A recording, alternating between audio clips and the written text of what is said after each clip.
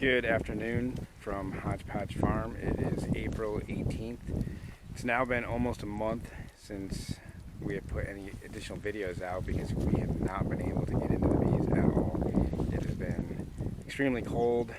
We've had quite a bit of snow hit. Bees have not had much of a chance to get out and bring any real pollen or nectar back. We got a couple inches of snow last night. It's finally melting off today. And I wanted to do a two-part video here, well, two-topic video.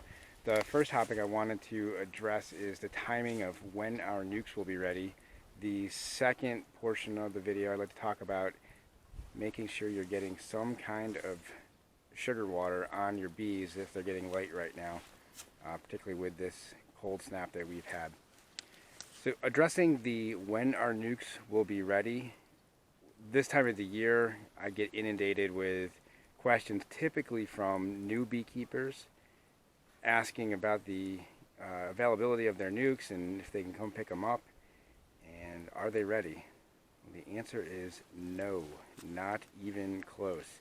We have not even pulled a single frame from a hive yet this year. It's just been so cold. So I want to just talk a little bit about what it takes to get these nukes ready for some of you new beekeepers, and also some of you beekeepers that have had bees for a little while but may not fully understand the biology of the honeybee and what it takes to get the nukes ready. So our nukes require obviously a 2020 queen, which we can't get ready until we have a significant number of drones in the air. If we were to go and try to graft queens too early in the season, a couple of things can happen. First off, if there's not enough drones, that queen is going to be poorly mated, where she may even show that she is laying well at the beginning of the season. She could have had a lack of semen and end up in the fall petering out and failing on you, or failing sometime during the winter and causing a failure in the spring. So we have just found that it is best for us to not even begin to look at grafting queens until the last few days of April or the first week of May. We know at that point typically we've got an abundance of drones in the area, and then on top of that, by the time those virgin queens are emerging, we need part two of that, which is weather that's going to be somewhere around 70 degrees. And we've had cases in the past where we have grafted, put hundreds of queens in, and had to go back 3 weeks later and kill all of them and replace them just due to poor weather. If they don't mate within 3 weeks, we pull them. And sometimes the weather is just that poor in the month of May.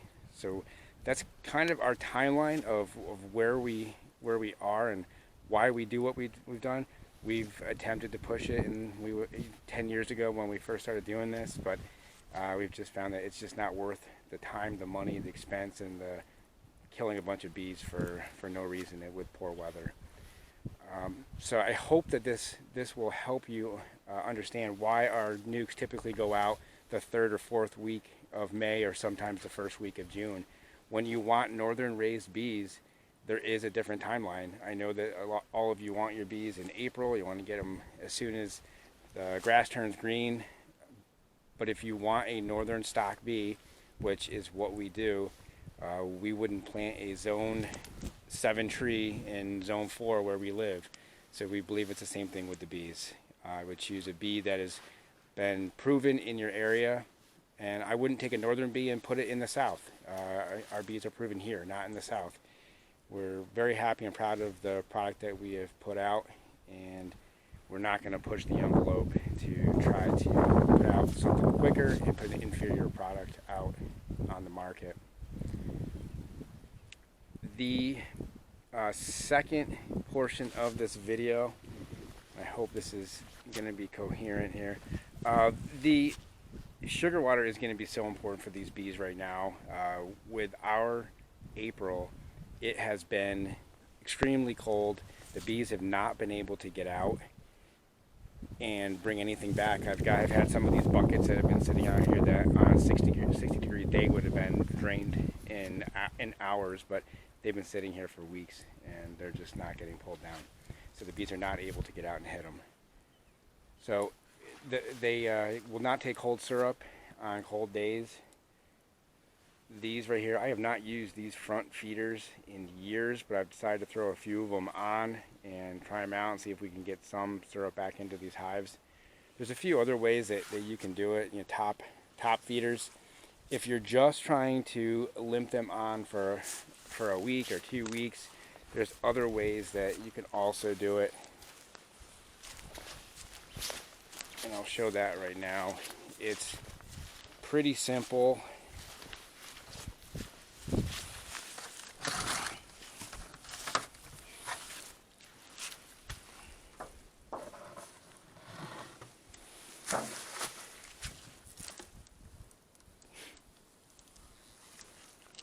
So you get a little bit of drowning in there with this. All that is a Tupperware with a piece of window screen going down so the bees can go up. And this was completely drained out yesterday. So it just gives them enough just to keep them going for a little while. We still have a little bit of sugar on there. But this is just a real inexpensive, quick way. Just throw a little Tupperware in there and they will pull that right down. It'll just keep them going long enough for hopefully the weather to turn.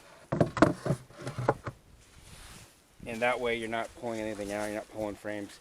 If it does get warm enough, you can obviously just put a frame of honey in for them. We also will be doing that probably this week, today and tomorrow as well.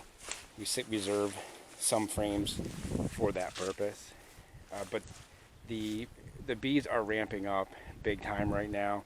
They're putting all that brood in there. They're going to require syrup, and they can starve out real quick in April, just because they're putting so much brood into these hives, and they're consuming a lot of honey right now and a lot of sugar water. So make sure that you're on your bees. Just because they made it to this point does not mean that you're out of the woods yet. They can starve out really quick in the month of April, particularly when it's cold like this. So I hope this helps. And again, I hope that my comments on when our nukes are going to be ready will help you. We get inundated with emails on when they're going to be ready, so I hope this will prevent a million emails of when your bees are going to be ready. And I hope it also helps other beekeepers that are producing nukes, because I'm sure you guys are all getting the same questions that we get. Again, we're happy to answer any questions, and you can email us anytime regardless of whether you bought bees from us or not. We will answer your questions. Take care.